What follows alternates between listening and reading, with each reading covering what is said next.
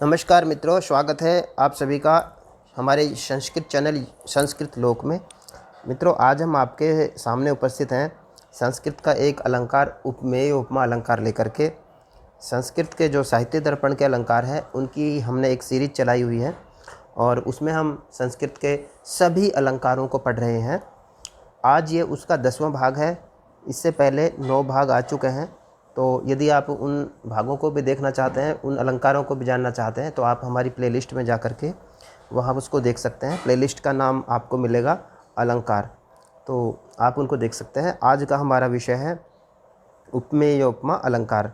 तो आइए देखते हैं। सबसे पहले हम ये देखना चाहिए हमें कि संस्कृत के अलंकारों को 3 भागों में बांटा जाता है। जो पहला होता है शब्दालंकार, जो कि शब्दों में अलंकार होता है और शब्द बदल देने से अलंकार समाप्त हो जाता है। दूसरे होते हैं अर्थालंकार, जो कि अर्थ में छिपे होते हैं और शब्द को बदल देने पर भी उस अलंकार पर कोई प्रभाव नहीं पड़ता, अर्थात वो अर्थ में ही अलंकार होता है। और हमारा जो आज का अलंकार है उपमेय उपमा, वो अर्थालंकार के ही अंतर्गत आता है मित्रों।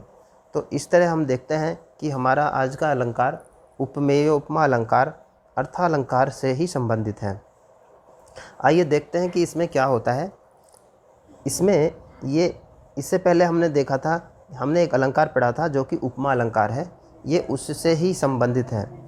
इसमें क्या है कि यहाँ पर उपमान को उपमेय बना देते हैं और उपमेय को उपमान बना देते हैं, इसीलिए इसको उपमेयोपमा अलंकार कहा जाता है।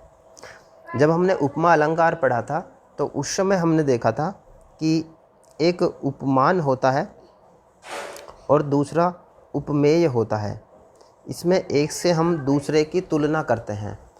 लेकिन उपमेयोपमा अलंकार में क्या होता है कि यहाँ पर उपमान को उपमेय और उपमेय को उपमान बना दिया जाता है। आइए हम इसका एक लौकिक उदाहरण देखते हैं। उदाहरणों से ज़्यादातर अच्छा समझ में आता है, इसलिए हम पहले एक उदाहरण देख लेते हैं और साहित्य दर्पण के अनुसार जो परिभाषा है उसे हम बाद में देखेंगे। यहाँ पर जो उदाहरण हमने लिखा है, राम समान शंभु, शंभु सम राम।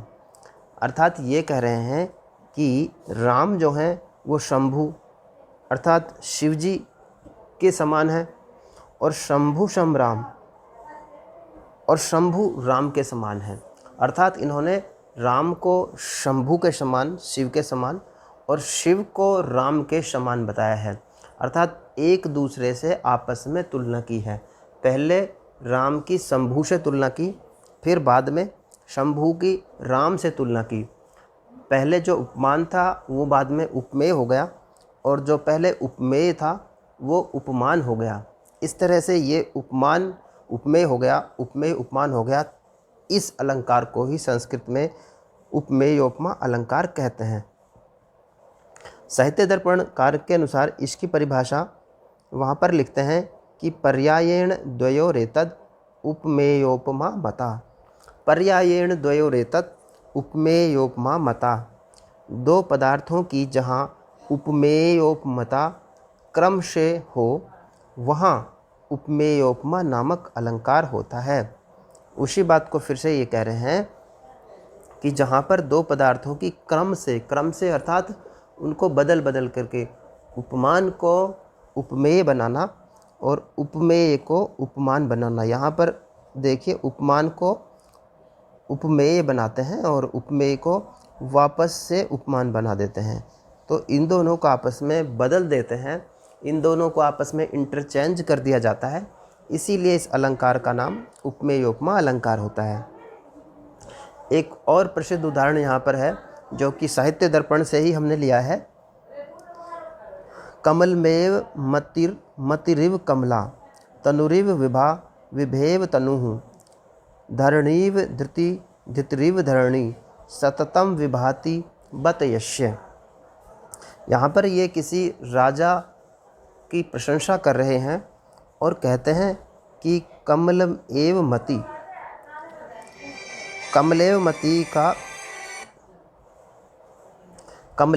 का यहाँ पर मतलब है कि उसकी जो कमला है अर्थात उसकी जो राज्यश्री है, कमला का मतलब यहाँ पर राज्यश्री है, वो उसकी मति की तरह है, बुद्धि की तरह है। उस राजा की जो राज्यश्री है, राज्य की शोभा है, वो उसकी बुद्धि की तरह है, और उसकी बुद्धि फिर से राज्यश्री की तरह है। तो कमला उसकी मति की तरह है, और उसकी मति कमला की तरह है। इसलिए ये यहाँ पर उपमेय उपमा अलंकार हो गया है मित्रों। आगे इसी उदाहरण में कहते हैं कि तनुरीव विभा विभेव तनुहु, अर्थात उसका तनु विभा की तरह है। तनु अर्थात उसका शरीर, विभा अर्थात उसकी राज्यश्री या चमक, तो उसका जो शरीर है वो उसकी चमक की तरह है, और उसकी जो चमक है वो उसके शरीर की तरह है। चमक को शरीर से और शरीर को वापस चमक से ये उपमा दे रहे हैं, तो वापस से उनको बदल रहे हैं। इसलिए इसमें यहाँ पर उपमेय उपमा अलंकार होता है। नीचे की लाइन में पंक्ति में फिर से कहते हैं कि उसकी जो धरती है वो धैर्य की तरह है, और धैर्य धरती की तरह है। तो इस तरह से वो राजा जो है सुशोभित हो रहा है। यहाँ पर राजा की प्रशंसा करने के लिए इन्होंने उपमान को उपमेय, उपमेय को उपमान बनाया है। इसलिए यहाँ पर ये हमारा उपमेय उपमा अलंकार हो गया है मित्रों। तो ये एक बहुत ही साधारण, बहुत ही एक आसान अलंकार है। अगर आपने उपमा अलंकार को समझ लिया था पहले वाले को, तो ये आपको बहुत आसानी से समझ में आ जाता है। यदि आपने उपमा अलंकार की वीडियो नहीं देखी है तो आपसे फिर से निवेदन करते हैं कि आप प्लेलिस्ट में जाएं, वहाँ पर आपको अलंकार की प्लेलिस्ट मिल जाएगी, और आप वहाँ पर उपमा अलंकार का वीडियो अवश्य देखें। तो मित्रों, ये हम यहाँ पर आपके लिए लेकर आए थे उपमेय उपमा अलंकार।